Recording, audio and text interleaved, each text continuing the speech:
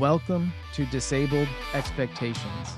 When you're a dad raising a child with a disability, nothing is as you planned.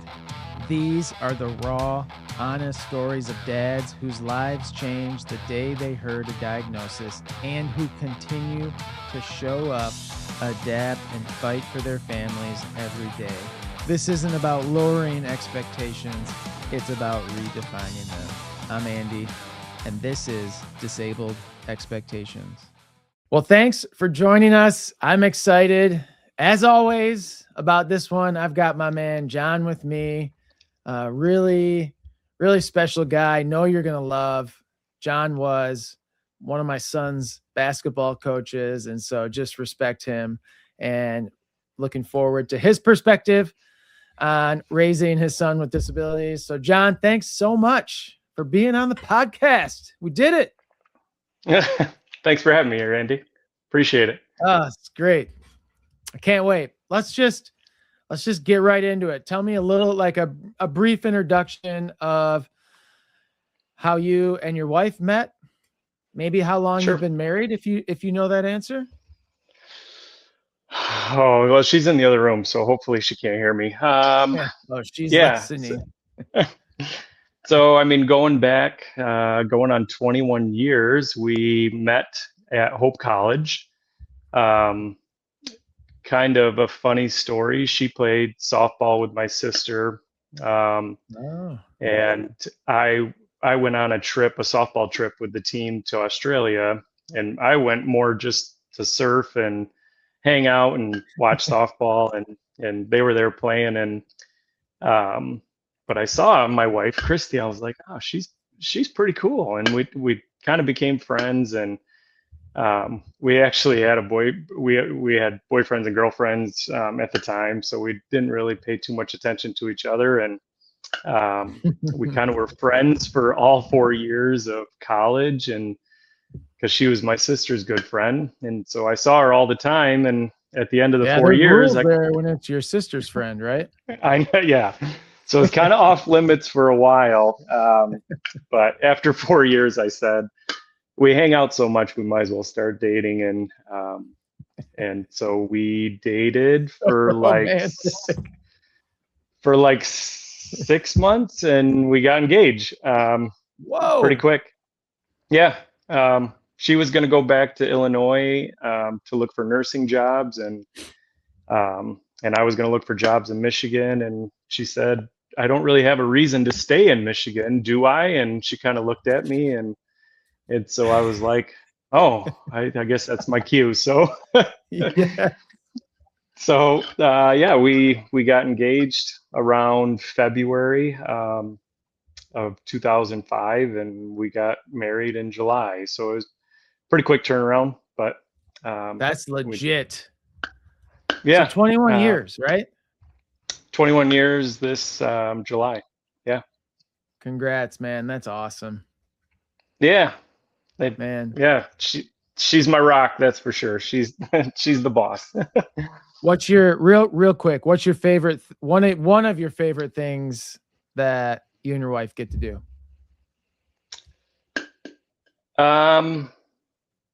Probably just hanging out at the cottage, like on the weekend in the summer, just going for a boat ride or pontoon ride or a sea-doo ride. I mean, if we can ever get on them by ourselves, just floating away a little bit. Yeah. I love it. All right. So fill us in on the kids. You've got 21 years, but there's also some wild ones running around too. Yeah. Yeah. We got Ty, our oldest, that he's on a mission trip this week. He's 16. Sadie, our next oldest, is 13, and she's in Florida with a friend's family this week. Wow. And then we have Hunter, who is 10, will be 11 in about 2 months. And then our little guy, Wrigley, is 8, and he will be 9 in August. So 3 boys and a girl. Man, so 2 are home and 2 are away right now? Yeah, 2 youngest are home, and the older 2 are off. So. Okay. Man. The two youngers are getting a glimpse of what it's like just to have one sibling, and I'm not sure they really like it. It's all, yep, that's always fun. Oh man. That's great. Did you always want to have 4 kids, or was that the plan, or is that just kind of how it happened? No, it kind of how it happened. I mean, my wife, she came from a family of 4 kids, and I came from a family of two. And um, when we had those conversations, my vote was 49% and hers was 51, and so we ended up with four. My wife, she had a couple miscarriages throughout the four. Okay. I think one in between one and two, and then one in between three and four. So yeah, we just when we had Wrigley, we both were on the same page of I think we're done. So Yeah. Right. yep. Wow. Um, yeah, and I will add, your kids are awesome. You guys are great parents. I love seeing your kids. They're like also stud athletes. It's ridiculous. It's not even fair. All of them. I love it.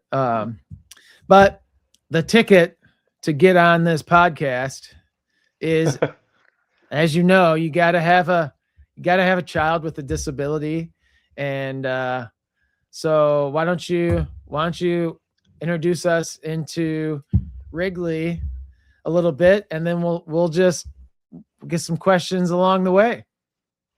Yeah. Wrigley, my almost 9 year old, has Down syndrome. And kind of a funny story, and maybe not so funny, but he was born a month early. Um, so we totally weren't ready because obviously on number four, you do everything the week before. Yeah, you're like, Um, we got this. I know. So he was kind of small. He weighed 4 pounds, some odd ounces, um, Wow. and I mean, labor was really quick, and we kind of just like on number four for a lot of people, we were back home pretty quick, and back to work pretty quick, and a couple months goes by, and my wife ended up at a follow-up appointment with our doctor who had all of our baby, delivered all of our babies, and I think it was at five. It was between like 5 and 6 months, and he said, "Hey, would you mind if I just did a couple tests? There's some outliers that are just kind of sticking out. He had a crease in his hand, Yeah. um, and a couple other facial features, and he wanted to do a test for Down syndrome, um, and my wife said, sure, whatever, Because it's fine if you." up until this point, you had like zero idea, right? No, There was no, nothing because he like at he all. he did he didn't have when he came out, like he had a big crease in the palm of his hand, but he also was like 4 pounds, so Yeah. he looked like a tiny baby. I mean, there was no facial feature where you're like, oh yeah, he definitely has Down syndrome because he was so small. So yeah, they ran the test, and it came back that he had Down syndrome. And I remember I was just starting my new job, and it was the fall, or winter. It was like close to winter, and my wife called me at lunch, and she was just kind of, she wasn't upset. She was just a little taken back, a little, what is this? I don't. She doesn't live in that world a whole lot, Right. and I do. I am from that world, right? My background is special education for 12 years, and now I work at the tech center. Wow. But What so was your she new called, job then when she called? running a program at the tech center at the Ottawa Okay. County Career Line Tech Center. Um, and she called me and she said, through some tears, she's like, Wrigley has Down syndrome. And I remember I was like, okay, like, but that's okay. Like, it'll be all right. And I'll see you after work. Bye. And I had to go do my classes for the afternoon. um, you know, and like your mind as parents goes in different directions. My wife's was immediately like, his health and well-being. He had a Mhm. small hole in his heart, but he didn't need surgery. Um, and I think she was more concerned about some of those younger year things. And my mind immediately went to like the older years, like Oh, interesting. because I'm a high school teacher, right? Like, I've seen that side of the world of transitioning from high school to the adult world, and Yeah. it's a tough one. And so my mind immediately goes, okay, how do I plan long term to take care of Wrigley? And I think Mhm. my Christy was more like, um, you know, is everything okay right now? In the Right. moment. So yeah, it was. I mean, it was a blessing, and um, Yeah. we had him baptized. I think just shortly after that, a couple weeks after that, and our brother-in-law, the pastor, he let our congregation know that he had Down syndrome, and everybody was super happy, for us of being chosen to be his parents because I think Right. we were the right people for the right job. So Man. Wow. So you were a special education teacher, and was that in high school? um, yeah, so I taught high school. It's kind of a long, crazy story, but I mean, I was kind of one of those athlete athletics mattered to me in high school type kids, basketball, football, baseball. And um, I remember the special ed teacher coming up to me one day and she's like, "Hey, John, you love sports, you do well on the basketball team. I want you to be friends with I want you to hang out with this kid named Andy," Mhm. which by the way Sounds is a really awesome. good name. Yeah. um, and I said, "What? You want me to hang out with this kid named Andy?" And she said, "Yeah, just come down for lunch, have lunch with him a couple times a week, and we can talk further from there." And I started hanging out with Andy, and um, I don't remember what his disability was. I think it was cognitive impairment mixed with some. He had a couple other things going on, and we started having lunch, and we started hanging out, and I started to call him and just say, "Hey, we're going to the movies. You want to go to the movies with us?" And I mean, he was thrilled to do anything.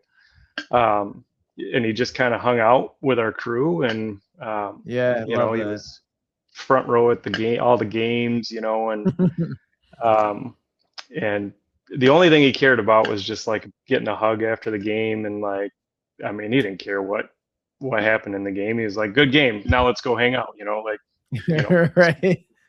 sports were here, and I was like, "We just lost, I'm mad." And he's like, whatever, we're just gonna go hang out. um so yeah, I went to college to play basketball at Hope, and had some knee issues and blew my knee out before sophomore year. And obviously when you get to college, everybody's as good as you are in the gym. So the sports went away, and it was time to choose a major. And um, I sat down with a guy, one of my professors, and he said, "Well, what do you like? What do you love?" And I said, "Well, I loved hanging out with this kid named Andy, and I love sports." And he said, "It sounds like you should be a teacher." Hmm. And I said, "You're crazy. You know how much I Yeah. hate school."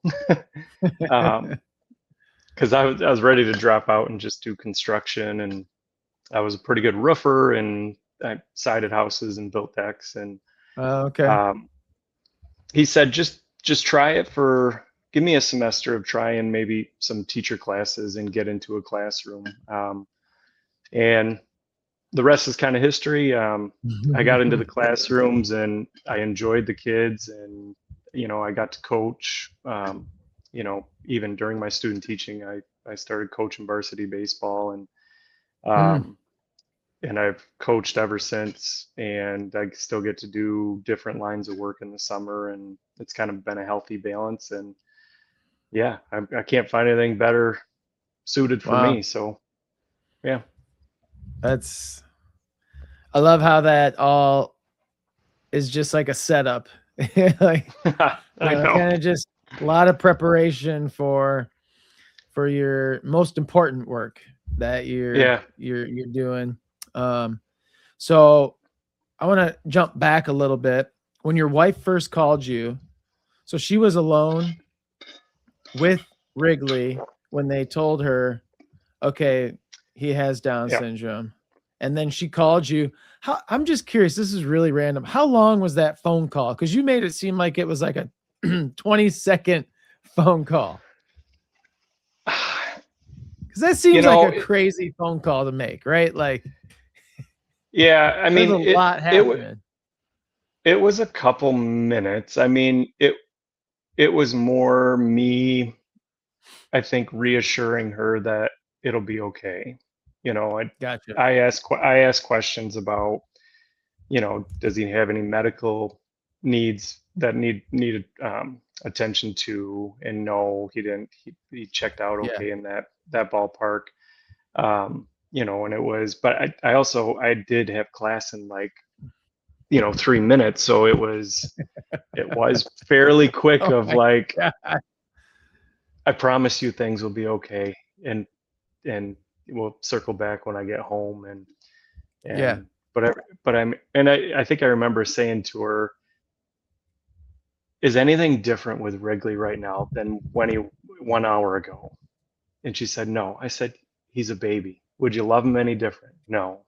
You know, he's still gonna poop his diaper. We're gonna change his diaper. We're gonna hug him. We're gonna kiss him, Yeah. and and so nothing's changed. Yeah, we got a lot of stuff to talk about in the future, but right now we just Right. he's a baby just like anybody else. So Wow. So what did you guys know about Down syndrome up until that point? Was this like oh my gosh, I've yeah, like maybe you probably heard about it, but like any other details? Where were you guys at with the Down syndrome world? yeah, I guess from my teaching background, I probably had a little more knowledge um, than Christy in that regard. You know, Christy immediately Yeah. starts Googling it, right? That's I always the guess my best now, thing to do. yeah, yeah, just ask Google. Yeah, it'll give you a for sure answer. Everything on the internet's right. Uh, yeah, I mean, my my knowledge was that you can have such a wide range Hmm. of functioning with the Down syndrome um, community, right? Like I've taught kids that had Down syndrome as well as autism, you know, Right. and I've taught kids that have been nonverbal, um, like low motor skills, and I've taught kids that have Down syndrome that super high social IQ, motor skills are super high, verbal and Okay. um, verbal is very high. So I've seen a pretty large range, Hmm.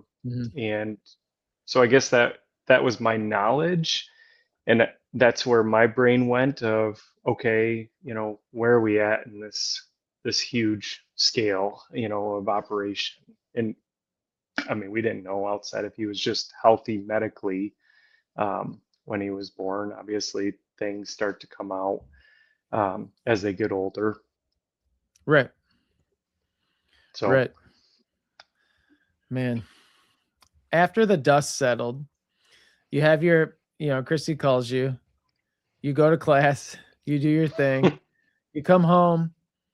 Do you remember, like, did you ever struggle with, and I'm not, maybe not right away, but like, once you had some moments alone, did you ever struggle with, anger or being mad at God or being frustrated or confused? Like, why us? This isn't fair. Did you ever have any of that go through your mind in the early days? yeah, it's this is a whole nother podcast, long story, but I'll keep it really short. Um, so he's almost 9 years old. 10, 10 years ago, um, it was kind of crazy. I, I found out my mom was an alcoholic, and um, that became kind of really rough because at the time we had lived right next door to them. Mm, Um, and how we got that house, and that was kind of supposed to be an in-between house for us. And so that was like super draining on me emotionally, and I remember going through a lot of tough nights, being next door, of trying to think I need to be the manager of mm, of that life, um, and so I mean I was already kind of on an emotional roller coaster, in regards to that situation, and I remember saying to God, like, I don't know how much more I can handle, right? Like, and I call it like my early years, like any good Dutch Christian boy, like was taught kind of that surface level Christianity where you have a really good transactional relationship with God. So if I go to church and I do things right, good things should happen to me, right? Um, yeah. and so that's kind of the assumption that where I was a little bit angry with God at the time because I was like, man, I feel like I'm doing things pretty well, um, and I don't know if I can handle all this. And I remember it was six about 6 months after um, finding out about my mom. I met with a buddy who's been my best friend since preschool, actually, which you don't find those guys very often. Right. Big, huge Marine vet, and college football player, and he's my foxhole guy, right? Like, I can actually talk to him, and I can't do that typically with a lot of people. For sure. And he said to me, um, at the end of our night, he said, "Hey, what?" This is before we knew about Wrigley. Um, Mm, he said, he said, I think we might adopt a kid with special needs, maybe a kid with Down syndrome. And I, at the time, was a special ed teacher, and he's like, "What are your thoughts on that?" And I said, "Man, I, I got nothing but support for you, but just so you know, like, if some things can cause certain stresses in your life and family and and your marriage, and I just want you to be aware that it might be hard on you guys, and it might be good, but it might not be what you thought it would be from the get-go." And hmm literally, um, literally, I pulled into the driveway after that conversation with him because Christy was pregnant with Wrigley at the time, and I I talked to God in my car a lot, and I said to him, "Man, I don't know if I could handle a kid with special needs." And and I said, Yeah. I got a lot on my plate right now, and I'm not sure I could handle that. And like 6 months later, Wrigley was born. So yeah, I mean, it's Mm. crazy how, I mean, God's timing and just like, I call it humor. Like, I mean, Yeah. so like 6 months later, Wrigley was born. Um, I left um, special education to go to the tech center that summer, um, because I thought this was right. Wrigley was born in August, and I took the job for the tech center in July, and I I knew my stress levels were getting pretty high, and I thought like getting out of special education and maybe into a tech center program was gonna help with the stress levels. And then like literally I started work at the tech center in August. Like August August 10 was day one, and whatever it was. Wow, And when the winter is when Christy called me that, and she told me that Wrigley had Down syndrome. So man. it it just, I kind of laughed and I said to God, like, all right, I'm done fighting you. Like I'm done running. Um, Yeah, I was gonna whatever you ask. need. That's an interesting turn of events, right? Like your friend brings it up, wanting to choose it, wanting to. You said Yeah, he wanted to adopt, right? Is that? yeah, yeah. Yeah, and then you try you give him like what you think is the advice that's fitting and you're accurate, and then you're thinking about it on the way home, and you're talking, literally praying, talking to God, and then 6 months later, this is your situation. This is like your life I know. is forever changed. What I mean, yeah, it's like now, like almost 9 years in it. It's funny, but was there ever a moment where you're like, I don't think this is funny. I don't like your sense of humor, God.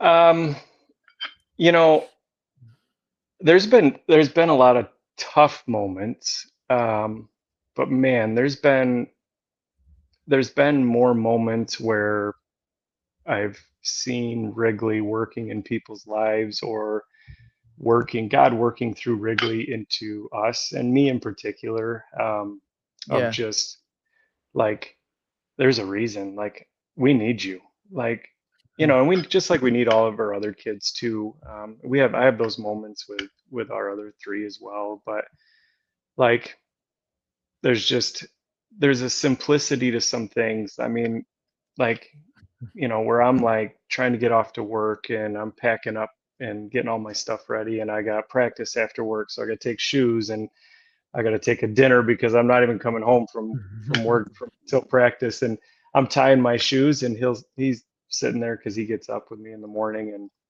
and he's like, he points at my shoes and he's like, "Good job," and I'm like, "For what?"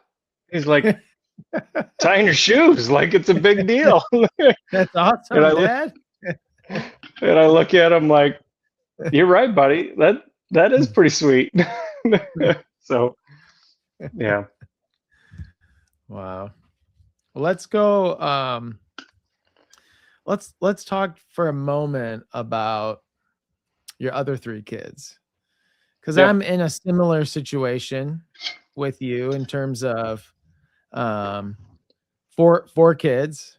Our youngest as well is the one that has disabilities, and so I'm always conscious of how how that impacts the other kids.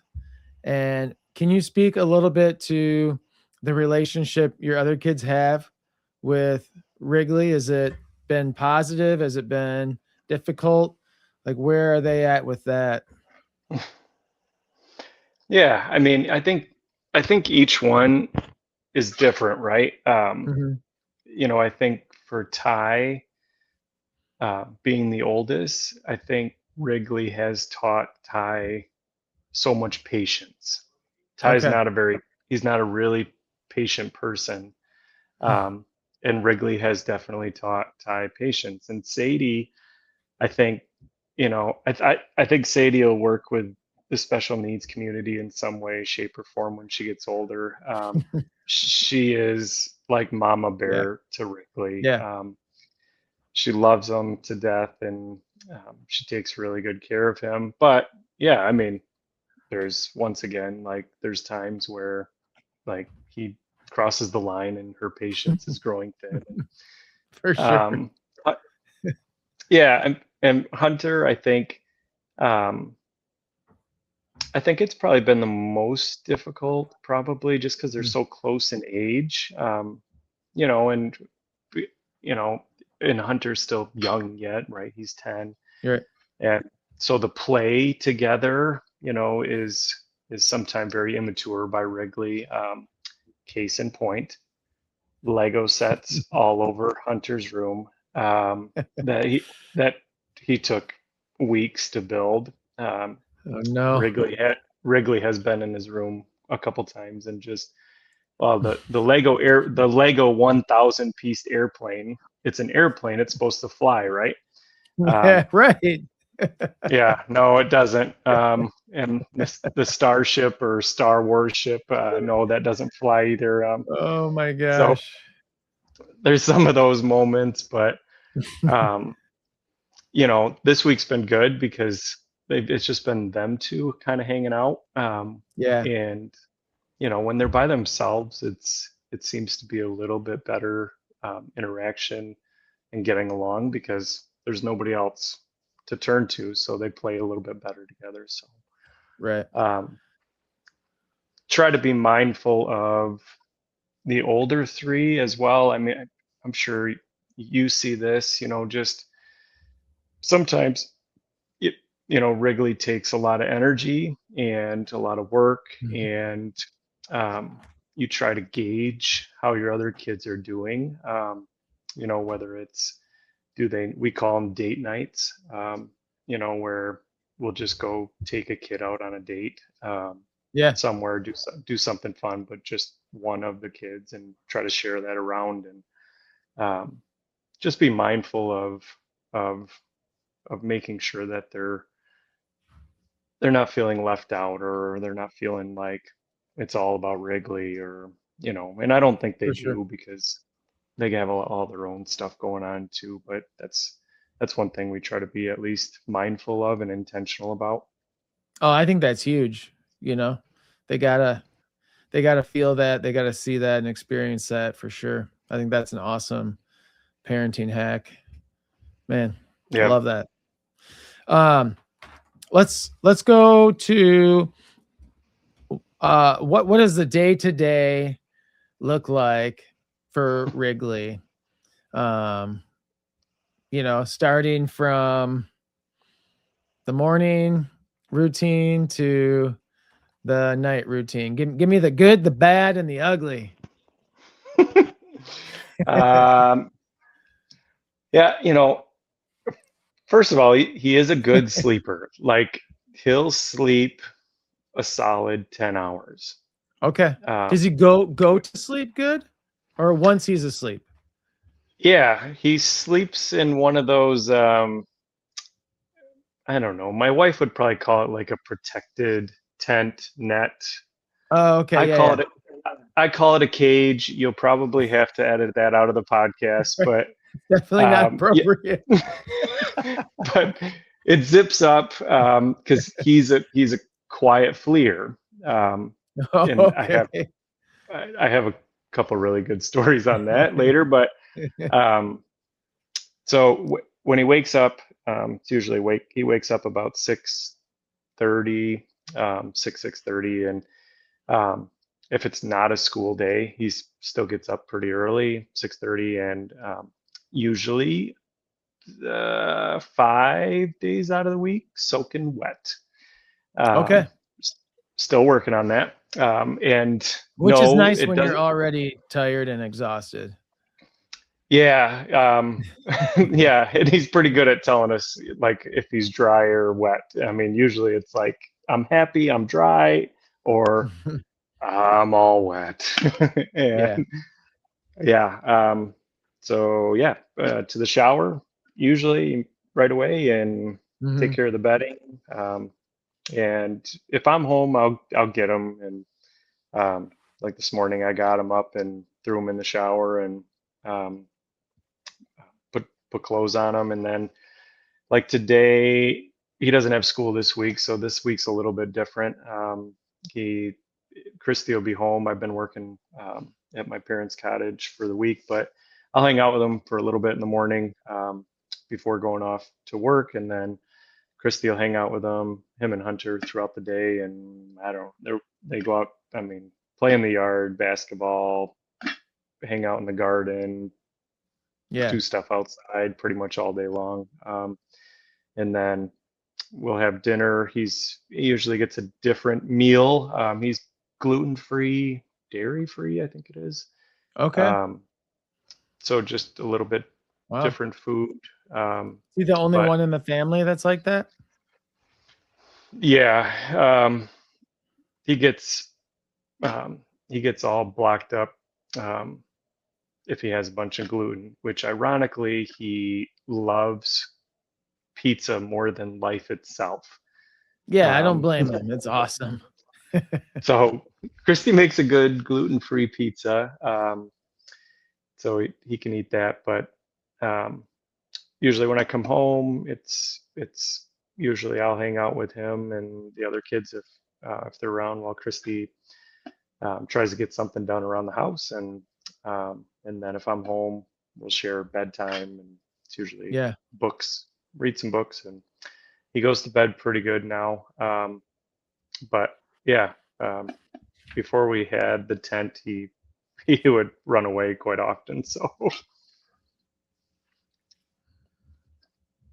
That's it's funny you say that. My one of my best friends has a son with Down syndrome, and he always tells me that he's like an escape artist. oh Like yeah, it's just a talent that it's like, man, if you're not quick, like he will oh lose yeah. you. I I think he was I think he was two. I mean, we don't.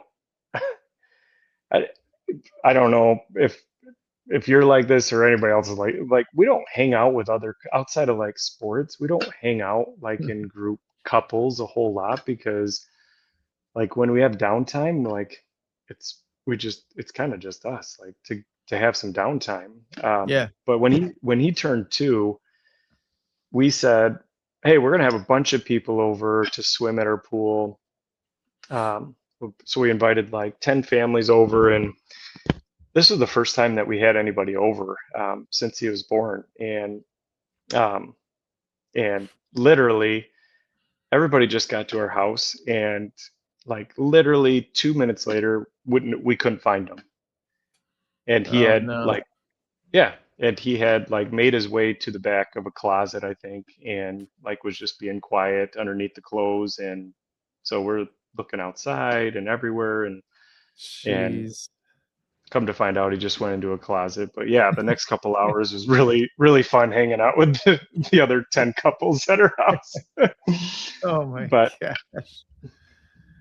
well, That is one one time, not too long ago, this past summer, um, we literally I pulled in the driveway and I thought I heard him, and um, and I didn't think anything of it because usually Christy's got eyes on him, um, and I went inside and talked to Christy for like 15 minutes and just how was your day, yada yada, um, and then she said, well, where's Wrigley? I said, oh, I thought I heard him outside, and I looked out to where I thought I heard him, and he wasn't there, and I don't know, we spent 20 minutes looking in all the spots, closets, uh, pool, chicken coop, everywhere, and he's nowhere. And now, Christy's heart is racing, and she's like, oh yeah. what do we do? And then, so like any good husband, I'm like, I'll find him, right? Like, I'll find him. Like, I know where he's at, really. I have no idea. but But so I'll do it. yeah, I'm gonna find him. So I hopped on the four-wheeler and I rode. We have 10 acres, and I rode to the back, and the trail opens up, and the neighbor's house is right there. And she came out and she said, "Well, I haven't seen him go through the backyard, but I'll keep looking." And I said, "Okay, well, I might just drive all the way to the back of your property just to make sure he didn't go out towards the highway, because the highway's about half a mile away." Um, and Sadie went down the road out towards the highway, and I went to the back edge of the woods, and you can go left or right. And if you go left, it goes out to the highway. If you go right, it goes into a 15-acre bean field. And I said, well, Man. I'm just going to pull into this bean field, and I stood up on the four-wheeler and I scanned the field, and like the hill crests like halfway through the field, and the beans were kind of swaying back and forth a little bit at the top of this hill, but I couldn't see anything, and I was like, I don't really want to drive my four-wheeler through this guy's bean field. So I got off and walked up through the rows up to the crest of that hill, and sure enough, like he's laying on his back in the middle of this bean field with our dog, and I'm just like I'm like, do I scold him? Do I Oh my gosh. do I do I start crying? Do I yell at him? And I'm like, Wrigley, what are you doing? And he looks up at me and he's like, I'm he's looking for big bucks. Oh And I man. and I was like, oh my word. So and he and it so I mean So frightening. it was probably I mean it was like I don't know, 15 acres probably from our house. Yeah. That's impressive. Yeah, I mean he didn't have shoes on. I mean, he was puffing it through some pretty tall, weedy grass areas. What a stud. Yeah. Wow, man. Hey, how have you changed? You feel like since Wrigley's been born? Um, I think in a lot of ways, I thought about that question, for a while. Um, and I think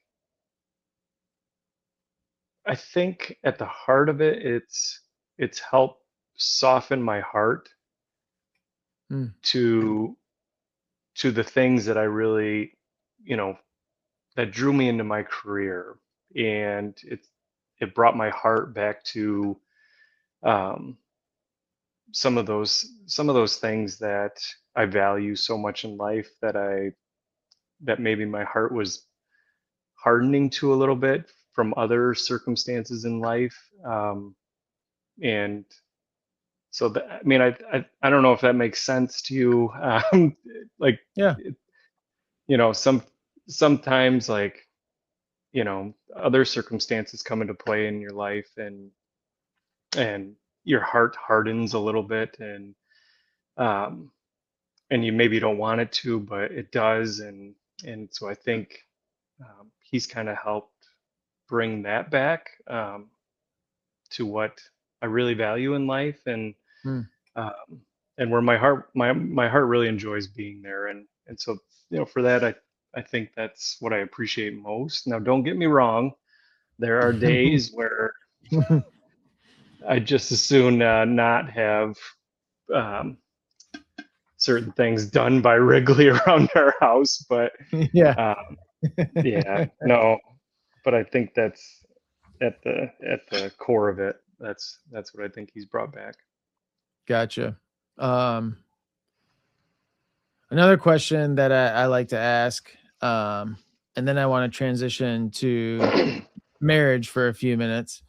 But what's something that you carry with this disability journey that most people don't see or don't know about? Um, I like to ask questions that I would have a hard time answering myself. yeah, I That's mean, one of them. I think the thing that I worry most about, that my wife tells me I don't need to worry about it because everything will be okay, is probably like the financial stability of the long-term well-being Mm, of my kids, but Wrigley in yeah, particular. Um, I don't doubt that he'll be okay and somebody will take care of him, but like right now, I feel that burden of, you know, are we saving enough money for him to be okay when we're not around? right. Who's gonna who's going to take care of them, and how's he going to pay for this? Because nobody can even afford buying houses right now, let alone, how's he gonna take care of himself when he gets older? Mm-hmm. And yeah, so I mean, and my wife will say, quit worrying about it because it'll be okay. But that's probably the burden that creeps in daily of, Yeah. yep, Yeah. Being the provider, that's something you gotta think about for sure. Makes a lot of sense. yeah. Um, one thing that I've noticed, and I haven't. How long have I known you? Like one season? Yeah, a I season. mean, not long, right? Like 20 games. I don't know how many games you played. It felt like a lot, Yeah, but 35. but one thing I noticed is just the way you and Christy, your demeanor, the way you guys interact with all your kids, it just is encouraging to see. And when you have a marriage, um, man, over 20 years, that is seriously significant. I was just talking to another dad, and we were talking about the statistic for marriages that have kids with disabilities and just how gross it is. Like it's 80% of marriages end in divorce. It's Yeah, just something you hate hearing, but it's a reality. And it speaks to the intensity and the anxiety and stress that's placed on a couple. But for you and Christy, give give me a not me, but give dads who are in a similar situation like you a couple of things that you guys do that really helps you succeed in marriage. 4 kids, man, all the stuff going on. I know you don't have time to write a book, but just give us a couple of chapter titles right now. yeah. I mean, I think there's a reason we didn't have kids the first 5 years of our marriage. Like, I mean, we had to figure each other out.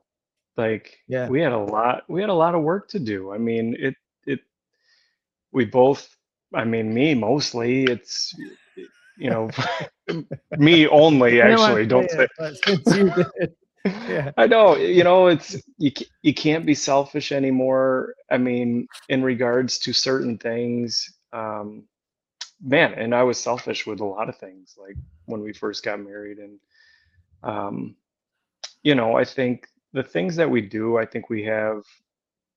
have the utmost respect for my wife. I mean, she's a rock. I mean, even on days when she's not feeling it, she is a rock. Um, Yeah. and so, that just, it makes me want to work harder for her as well. Like when I just Mm, see how hard she works.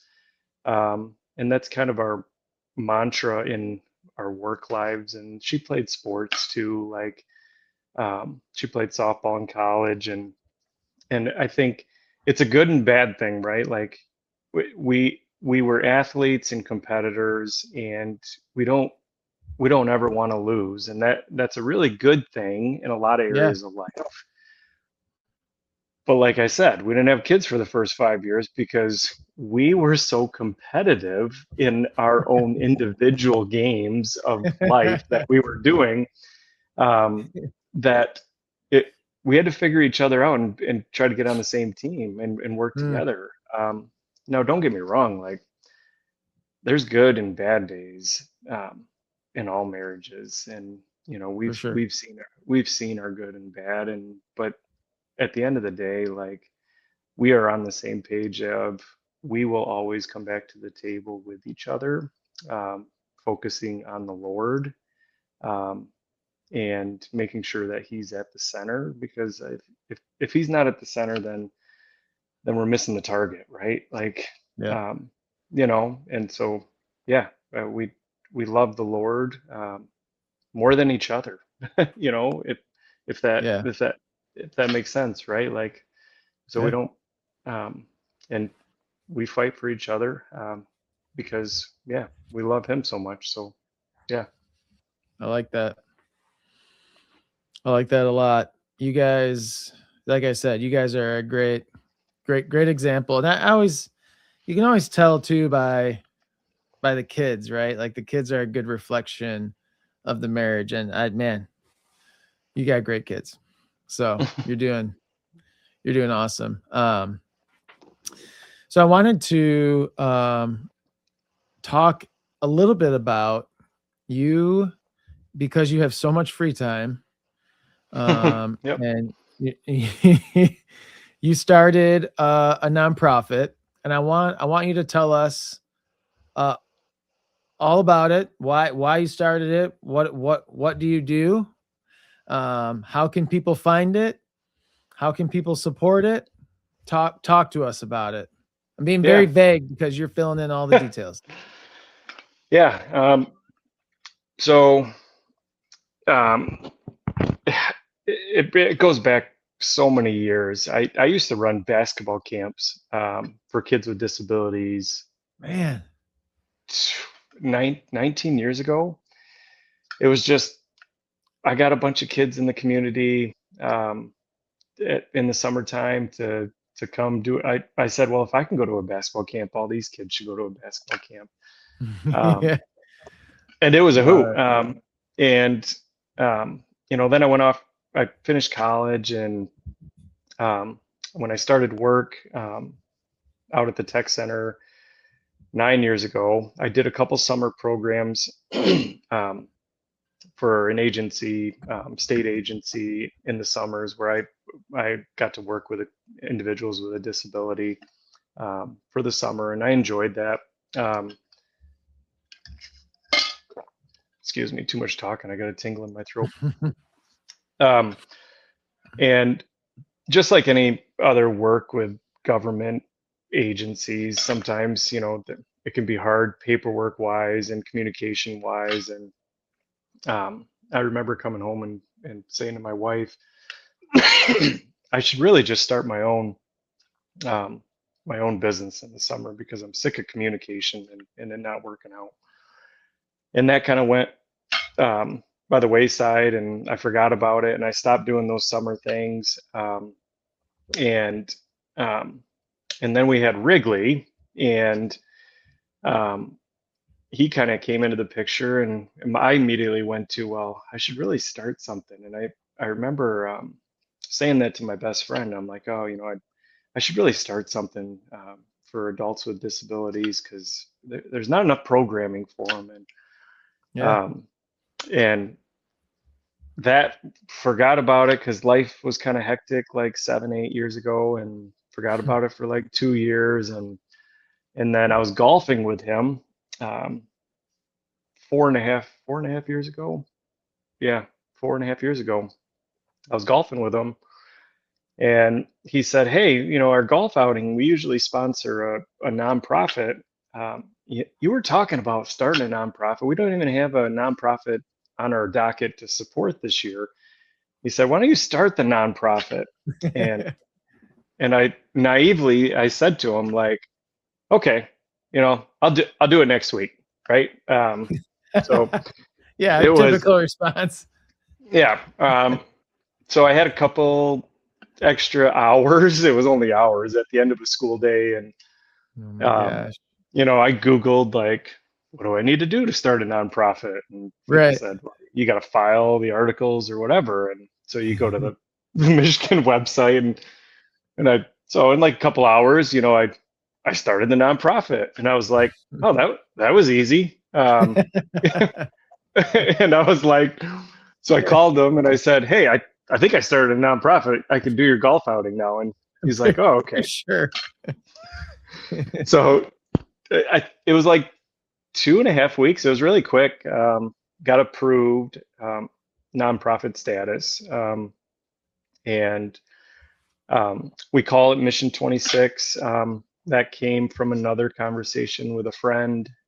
He asked me what my goal would be with working with young adults with disabilities, and I said it'd be my mission to make sure they have meaningful employment before they hit 26. And he said, "Well, it sounds like your business could be called Mission 26. And I said, yeah, I kind of like it. And so Wow. that's kind of how the name stuck, That's because cool. services typically, special education services, of some of them stop at the age of 26, in Yep. regards to some transitional and programming and education. So our focus in Mission 26 right now is, we only operate in the summers currently, but we employ young adults with disabilities, roughly 17 to 26 years of age. And they come in and they work with us for 3 weeks, Monday through Thursday, 8:30 to 2:30. And in the 3 weeks, we have 12 days basically. We partner with, I was just finishing up the schedule. We'll partner with about 15 businesses this year. Oh, good, man. So we hop in our van, we meet at a church in the morning, we hop in the van, we go to a business, and we typically will immerse ourselves into the operation of the entry level positions of that business. Hmm. And our young adults will work alongside their employees, learning the job, um, uh, of their entry level positions. And really, we try to give a variety of different environmental looks. So, I mean, we work at a farm, we work in retail, we work at a restaurant, we work at a grocery store, hardware store, big supply chain warehouses, small supply chain That's warehouses. incredible. Yeah, so a lot of different looks and environments to give them an experience just like any other kid, trying to feel out worlds that they like to work in and some that they don't like to Yeah. work in. It's a paid position, so we do put them on payroll, um, to give them a paycheck, and they're usually pretty geeked, and they usually know where all the money's going before the check ever comes in the mail, um, about how they're going to spend it. But um, Wow. we try to take on 8 or 9 individuals per the 3 week session. So we have 2 really full 3 week sessions this summer, and I got to decide by next week if I'm going to open up um, one more for the summer, because we do have about five kids on the wait list right now, Okay. that would like to get in. So Yeah. So if I have a 18-year-old um, son who's got a disability, how do I connect with you to see yeah, if we can make it work? um, our Facebook page, Mission 26 Facebook page, has the link on there. It's an interest link. It's a Google form basically, and Okay. um, they put some information in there, and then I reach out through phone, and kind of do a phone interview, and I talk about what we do and whether it's a good fit, for the individual. Our website, at www.mission26.org, also has that same link on the front page there, and they can check out some um, old session pictures from the past couple of years, of where we went. And um, yeah, I usually call and phone screen. Some places they like draw a hard line in the sand of you have to be a high functioning individual to take part in our nonprofit, or you have to be in this category. I just have a Mm. good conversation with a parent, and I explain this is what we do, on a daily basis, and if your son or daughter like wants to experience, these different lines of work, then I'm willing to try it with anybody. And Yeah. we've had a lot of success stories, and a lot of great experiences for a lot of young adults. Last summer we employed 24 individuals, and we'll probably be close to that this year again. So Great. yeah. And if someone wants to support what you're doing, how do they do that? Yeah, you can go to our website. That's probably the easiest. Mhm. There's different ways to support there. Okay. That's probably the easiest.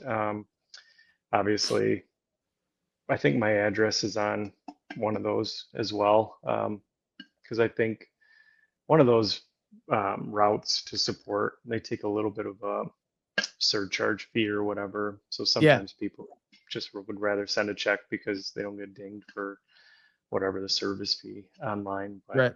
yeah, yeah. Or they can come to our golf outing. Right now, we do one big golf outing in the Oh, okay. fall, um, which is usually the second Saturday in October, or Sunday. We've done it on Saturday or Sunday in the past, um, Awesome. but that's been a pretty good event, and that's helped us out tremendously get through summers. So Yeah. Great. Well, thanks for yeah, doing what you're doing. That's an incredible opportunity for a lot of individuals, that it's yeah, just not there. yeah. Man. It's been fun. It's been a it is a hoot. Yeah, if anybody wants to um, come along too, my door's always open for. Um, we can take on another volunteer coming out for the day too, just to hang out with Okay. us. Yeah, it's a Good. good time. Man, you literally do it all. I love it. Yeah, Fixing houses, teaching, man, coaching, okay, the list can go. We don't have time to list everything. Jeez. yeah. Well, any good teacher has to have a lot of different skills to make it through the teaching career. Oh man. Hey, I wanna hit you with one last question. Sure. Um, for me, when my daughter turned 10, that was like a whoa moment. Like it was like I've been doing this for a while. Like 10's a significant number to me. It just was like, I don't know, it just opened my eyes like, holy crap, this has been some serious years. And you're right there. Like you're stepping into your ninth year of having a son with Down syndrome and some extra stuff going on. And what is something you could say to the dad who is 9 months in the disability journey? Not 9 years. They're brand new. Everything feels overwhelming. They're surrounded by uncertainty. What is something that you could, like, if you had 10 minutes with them, don't take 10 minutes, but if you had 10 minutes with them, what would you say to them? Yeah. Um, I mean, hindsight's always 2020, right? And I guess if from my experience, number one, everything's not okay all the time. We live in West Michigan, where how are you doing? I'm good. Everything's And not okay all the ev everything is good. Thanks for asking. time. Put Love that. put put people in your corner that you can actually talk Mm, to and confide in. And I'm man. yes, your spouse needs to be that, but you need guys. I mean, guys that you can actually have some serious conversations with, and you can Yeah. rely on them to support you and pray for you, um, and not just hit you on the shoulder and say everything's okay.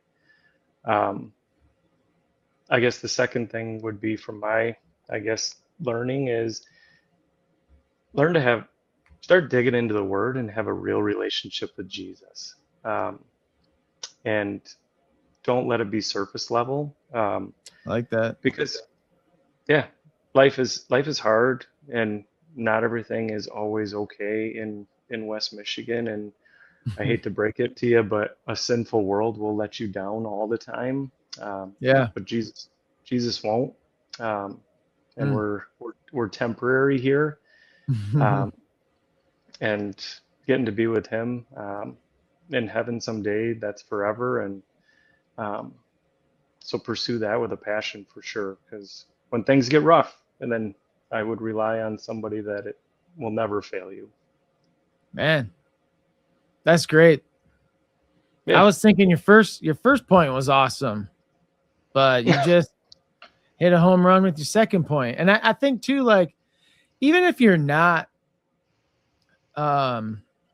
serious about Jesus or really into Jesus, and you're in the disability world, man, from my experience, you're going to be faced with that reality of where you're at with God. Because there's a lot of questions that come up, right? I mean, there's a lot of things you're thinking about. There's so much there. And I think to your point, that's great. Like, open up the Bible and see what it says. Give it a shot. If this isn't what you're used to or what you're into, give it a shot. Yeah. Man. That's great. Those are good. Yeah. And put some people in your corner that you can really open up to and talk to. I think that is, especially guys, we suck at that. Oh my gosh. So bad. But, yeah. Well, John, this has been great. I hate to wrap this up, but man, there's so much wisdom I feel like you've given dads that are, in the same journey as us. And I appreciate that. I appreciate your openness and honesty. Oh, that's good. That's good stuff. Yeah. So, I know you're busy and you got so much going on, but I really hope I'm grateful for the time we got to hear your story. Yeah, and appreciate you, Andy. I mean, your community, your nonprofit is such a blessing. I tell people about it all the time. I appreciate that. Well, they ask about, like, who do I turn to, and I said, honestly, like, you just need to start hanging out with people that are doing this thing called life. How you're doing it, because the resources and people get you when you fall into a space where everybody's kind of in the same boat. Yeah, those events have been really fun, and I look forward to partaking in them in the future again. Yeah. That's nice. I appreciate that. Yeah, we love you guys came. Your first event was a skating event, and it was great. It felt like it wasn't your first event. It felt like you guys had just you're pushing kids you've never met before around in wheelchairs, and your kids are too, and they're interacting like it's no big deal. I love that. Makes me happy. Yeah. Well, great. Well, thanks, John. I appreciate it. We'll talk soon. All right. Thanks, Andy.